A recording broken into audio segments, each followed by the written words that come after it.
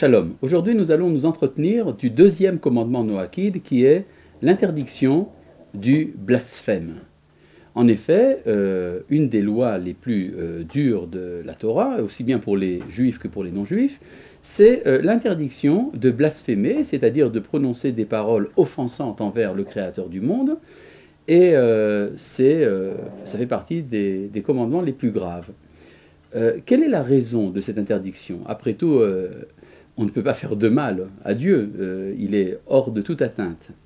Mais en fait, il y a ici un problème moral, un problème d'ingratitude envers celui qui nous a donné la vie. Or, l'ingratitude envers nos parents est déjà assez grave, tout le monde peut le comprendre, à plus forte raison quand il s'agit de celui qui est la cause première de tout être.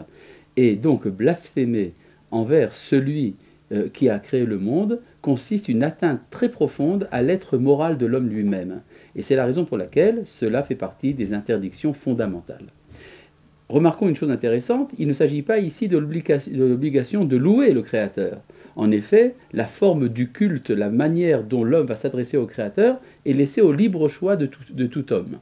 Il s'agit simplement de la négation de l'atteinte morale à celui qui nous a donné la vie.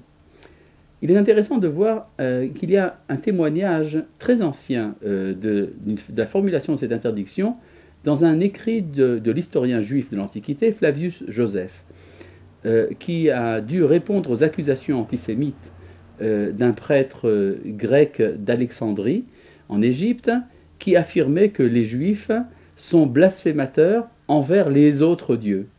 Et la réponse de Flavius Joseph, basée sur un verset de l'Exode, est que cela est absolument impossible, étant donné que la Torah elle-même nous a interdit de maudire les dieux des nations.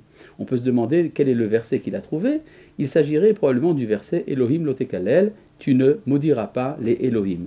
Bien que du point de vue de la loi juive netto, il s'agit de l'interdiction de prononcer des paroles désobligeantes envers un juge humain.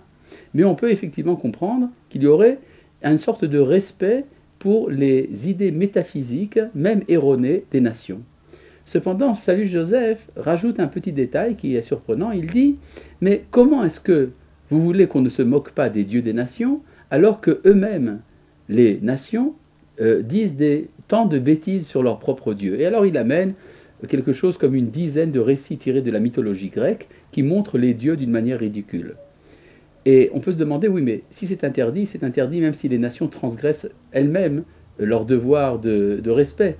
En fait, ça voudrait dire qu'il y aurait eu deux phases dans l'Antiquité, dans la conception du divin. Il y a eu au départ ce que l'on appelait la Avodah Zara, le culte étranger, qui est, du point de vue de la définition exacte de la tradition juive, un culte adressé à Dieu, mais d'une manière étrangère. C'est ça que veut dire le culte étranger. Et puis après, il y a eu une décadence qui fait que ce culte adressé à Dieu d'une manière étrangère est devenu le paganisme. Et dans le paganisme, il y a beaucoup de superstitions, il y a beaucoup de ridicule, il y a beaucoup de bêtises.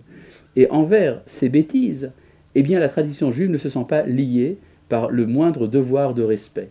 Mais envers, disons, la sensibilité religieuse de toutes les nations, il y a un respect, ne serait-ce que pour l'esprit qui porte à ces cultes-là, même si les cultes en question sont erronés. Quoi qu'il en soit, pour revenir à notre sujet, il est évident que la méconnaissance du devoir de gratitude que l'on a envers le Créateur du monde, celui qui nous a donné la vie, est un blasphème inadmissible du point de vue de la tradition d'Israël, et aussi bien pour l'ensemble de l'humanité. Shalom.